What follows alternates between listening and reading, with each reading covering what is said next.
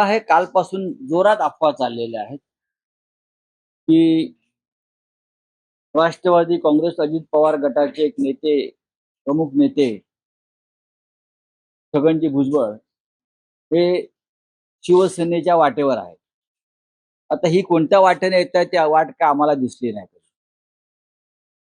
छगन भुजबळ हे एकेकाळी शिवसेनेमध्ये होते. त्याला एक कालखंड लोटला, एक जमाना लोटला.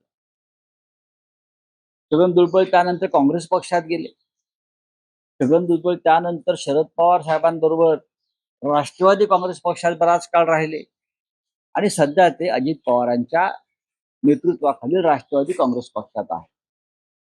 असा त्यांचा मोठा प्रवास आहे आणि त्या प्रवासामध्ये शिवसेना आता खूप मागे राहिलेली आहे त्यांच्या प्रवासात आणि राजकीय प्रवासात शिवसेना खूप पुढे गेलेली आहे महाराष्ट्रात. आपण जे म्हणताय त्या बातमीत आणि त्या अफवेत कोणतेही तथ्य नाही. छगन भुजबळ यांच्याशी शिवसेनेचा कोणत्याही प्रकारचा राजकीय संवाद नाही, झालेला नाही, होण्याची शक्यता नाही. कारण तरी आता स्वतःचा एक मार्ग निवडलेला आहे, त्यांच्या काही भूमिका आहेत, त्या भूमिकांशी शिवसेनेचा भूमिका मेळ खाणार नाही, हा पहिला प्रश्न.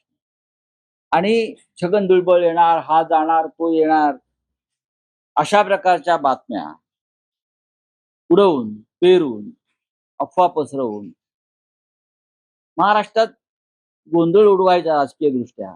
बाकी याच्या पलीकडे या बातमीला आम्ही काय महत्व देत नाही. छगन भुजबळ यांना आमच्याकडून कोणी भेटलेलं नाही.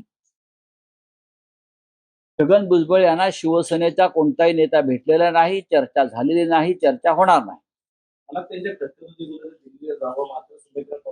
हा त्यांचा पक्षाचा प्रश्न आहे ना. त्यांच्या मनातली खतखती त्यांच्या पक्षातली खतखत आहे, त्याच्याशी शिवसेनेचा काय